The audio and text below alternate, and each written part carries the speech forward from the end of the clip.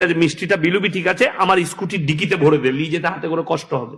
তো আমার ডিকিতে ভরলো, কবরস্থানে হাজির। আমি তো নিয়ত করেছি জানাজা পড়ে আর মাটি দেবো না, মিষ্টি নিয়ে পালিয়ে যাবো। আর পালিয়েও এসছিলাম।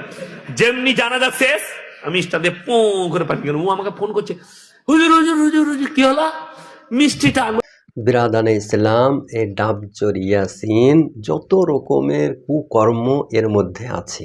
কখনো চিটিং, কখনো ডাকাতি, কখনো চুরি, কখনো কোরআন হাদিসের অপব্যাখ্যা। এ হারামখোর এখন মিষ্টি চুরি করে খেতেছে, মানুষকে আশা দিয়ে প্রতারণা করতেছে, আমানতের খেয়ানত করতেছে।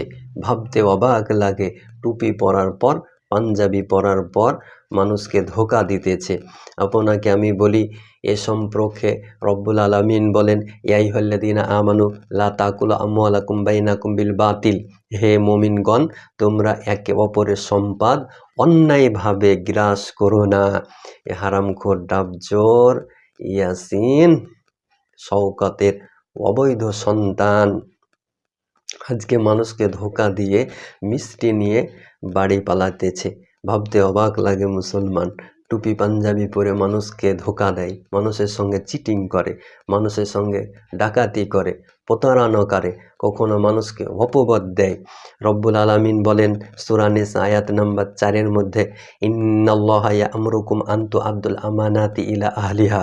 নিশ্চয় আল্লাহ তোমাদের আদেশ দেন যে তোমরা আমানত তার হকদারের কাছে পৌঁছে দাও। এই ব্যক্তি মিষ্টি তাকে রাখতে দিয়েছিল, ও আমানতের খেয়ানত করে মিষ্টি বাড়ি নিয়ে পালিয়ে যাচ্ছে। ভাবতে অবাক লাগে, মুসলমান। এ সম্পর্কে আর একটি হাদিস উঠিয়ে দেখুন। হাদিসটি কোথায় আছে? মুসনাদে আহমদ হাদিস নাম্বার 20,172-এর মধ্যে দারিকুতনি সহি সনদে বর্ণিত হয়েছে।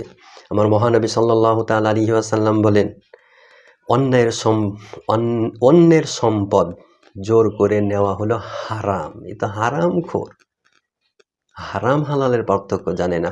নবী আমার বলেন, লা ইয়াহুল্লু মালু মরিই মুসলিমিন ইল্লা বিতাইবি নাফসিন মিনহু। অর্থাৎ কোনো মুসলমানের সম্পদ তার সম্মতি ছাড়া সে যদি না দেয় তাহলে সেটা হালাল নয়, হারাম। এ হারাম হালাল বুঝে না, ভাবতে অবাক লাগে, মুসলমান। আর একটি হাদিস উঠিয়ে দেখুন, হাদিসটি সহিহ মুসলিম শরীফ 101 নম্বর হাদিস, মান গাসসানা ফালাইসা মিন্না।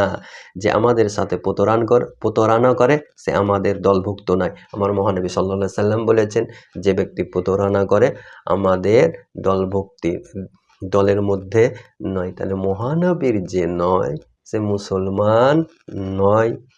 এর বক্তব্য থেকে 100 কিলোমিটার দূরত্ব বজায় রাখতে হবে, নিজের ইমানকে হেফাজতে রাখতে হবে।